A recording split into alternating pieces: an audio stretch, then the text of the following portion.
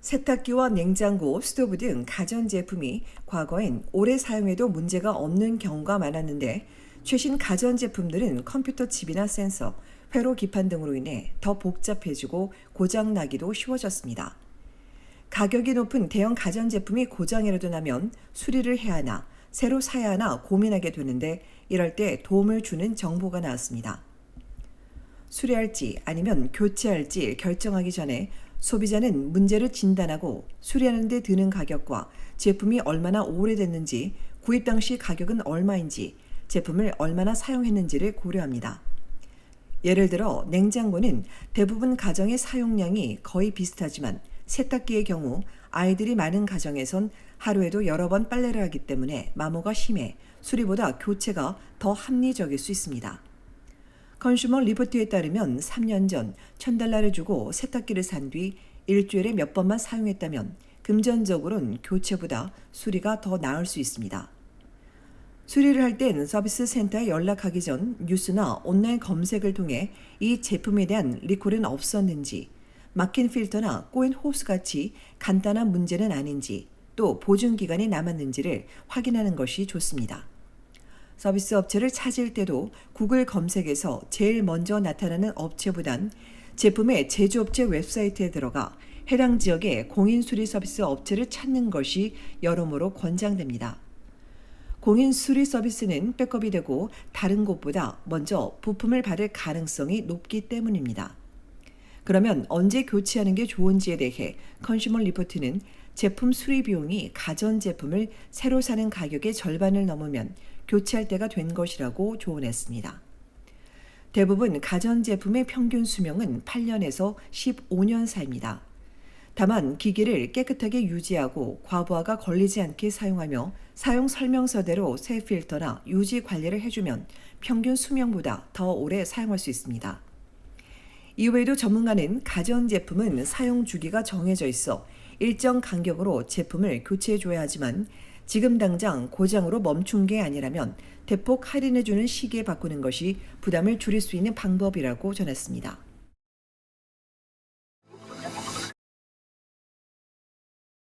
샤펄스 드럭마트 측이 약국들의 목표와 할당량을 강요한다는 내부 폭로가 이어지고 있습니다. 지난 1월 샤펄스 대표이사가 CBC와 인터뷰에서 목표나 강제 요소는 없다고 부인하자 전현직 약국 주인과 약사들이 사실과 전혀 다르다고 폭로했습니다. 내부 기록을 보면 올해 첫 주 실적에 대해 한 매니저는 명확한 계획에도 목표치에 크게 미치지 못했다며 깊은 실망감을 드러냈습니다. 약물 리뷰 등 정부에 청구할 수 있는 전문 서비스에 기업이 목표나 할당량을 주고 압력을 가하는 모양새입니다.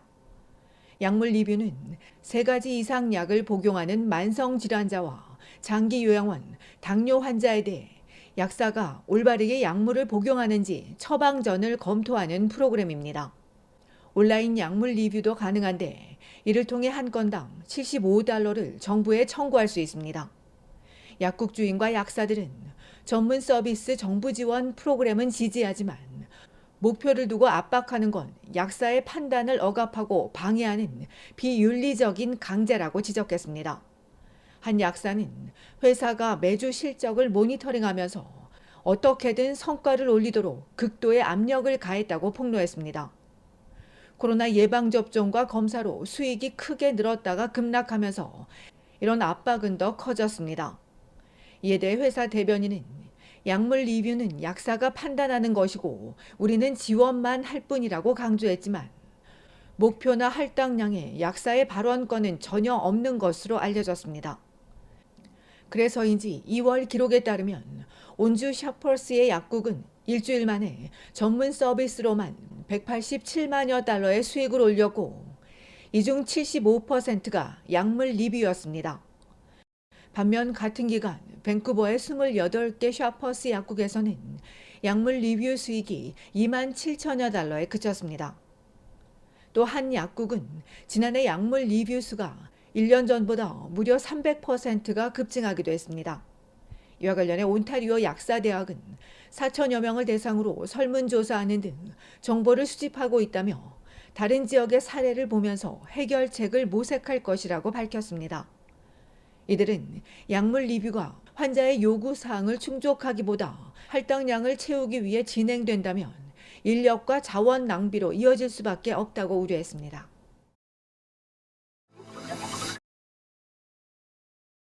캐나다 최대 식품업체 로블로스가 새로운 도난 방지 보안 조치를 취하면서 소비자들의 반응이 심하게 엇갈리고 있습니다.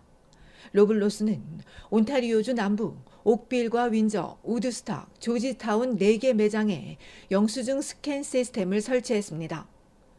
셀프 계산대에서 나가는 고객은 게이트 앞에 있는 이 스캐너에 영수증 바코드를 대고 확인을 받아야 나갈 수 있습니다.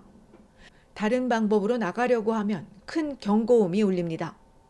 로블로스는 조직화된 소매 범죄가 갈수록 더 악화되고 있어 고객의 편리성을 고려하며 보안을 강화하기 위해 시범 도입한 것이라고 강조했습니다. 이에 좋은 아이디어란 반응도 나오지만 한편에선 친화적이지도 않고 더 번거로워졌다며 과한 조치란 비난도 나오고 있습니다. 캐나다 소매협의회에 따르면 소매점 절도 사건이 지난 4년간 300% 급증하면서 대형 식품점과 중소 소매업체의 손실액이 상당합니다. 이에 로블로스가 앞서 지난해 여름 일부 매장에서 코스트코처럼 고객의 영수증을 확인하는 작업을 시작했다가 상당한 반발에 부딪히기도 했습니다. 로블로스의 영수증 스캔이 효과를 거둘지 지켜봐야 할 것으로 보이는 가운데 관련 변호사는 업체의 보안 조치가 권리이기도 하지만 고객의 권리를 침해하거나 개인정보보호법을 위반할 수 있다고 지적했습니다. 매장은 영수증 스캔을 거부한 고객을 강제로 붙잡거나 수색할 수 없는데 이에 대해 매장 측은 이 고객에 대한 서비스 거부나 이용 금지를 취할 수 있습니다.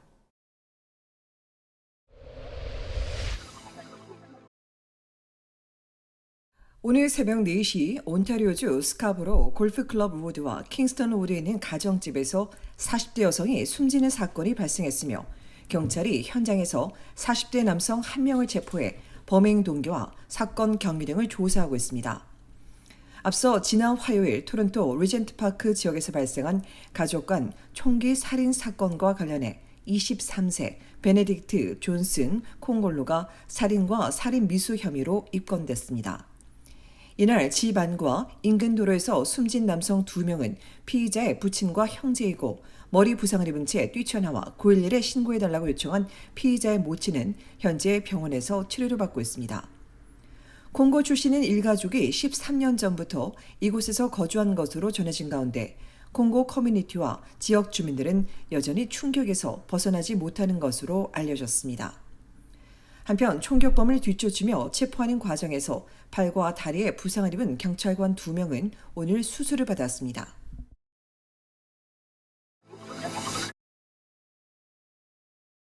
오늘 새벽 5시 10분 온타리오주 토론토 서쪽 401번과 400번 고속도로 인근에서 3중 추돌 사고가 발생했습니다. 이 사고로 BMW에 타고 있던 한 명이 그 자리에서 숨지고 다른 추가 부상자는 나오지 않았으나 사고 원인을 조사 중인 경찰이 핀치 애비뉴에서 401번 고속도로 구간에 400번 고속도로 남쪽 방면을 전면 통제해 출근길 불편이 이어졌습니다. 온주경찰은 과속으로 질주하던 BMW가 트럭 후면을 들이받은 뒤 회전하면서 콘크리트 장벽에 부딪힌 것으로 보고 조사 중이며 BMW에 타고 있던 3명이 사망자와 차를 버리고 걸어서 달아났다며 이들을 찾고 있다고 덧붙였습니다.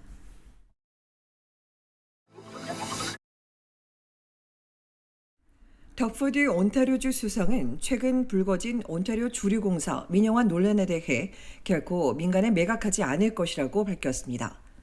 포드 수상은 노조가 주장하는 것처럼 민영화를 추진하고 있지 않다며 절대 LCBO를 민간에 매각하지 않을 것이라고 전하고 이어 보드카와 진, 위스키 등 고도수 증류주에 대한 독점 유통권은 지금처럼 온주 전역에 주류를 판매하고 유통하는 LCBO에 있을 것이라고 강조했습니다. 앞서 맥주와 와인의 슈퍼마켓 판매를 허용한 온주는 2026년까지 편의점을 포함한 8,500여 개의 신규 매장에서 맥주와 와인, 사이다, 쿨러 등을 판매할 계획입니다. 한편 온주 편의점 협의회는 정부의 주류 유통 확대 조치는 주민들에게 더 많은 선택권을 주기 위한 것이라며 LCBO에 미치는 영향은 적을 것이라고 전했습니다.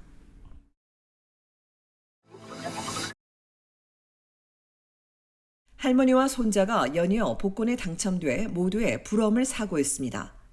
지난달 로또맥스 엑스트라 추첨에서 25만 달러에 당첨된 엘버타주의 한 남성은 앞서 브리티시 콜롬비아주에 사시는 할머니가 50만 달러 복권에 당첨된 뒤 가족들에게 구매를 권해 처음으로 슈퍼스토어에서 복권을 샀는데 이런 행운이 찾아왔다며 너무 기쁘다고 전했습니다. 당첨금을 현명하게 관리하고 싶다는 남성은 이 돈으로 인해 자신의 인생을 바꾸고 싶지 않다며 일부만 남겨두고 모두 미래를 위해 저축할 계획이라고 밝혔습니다.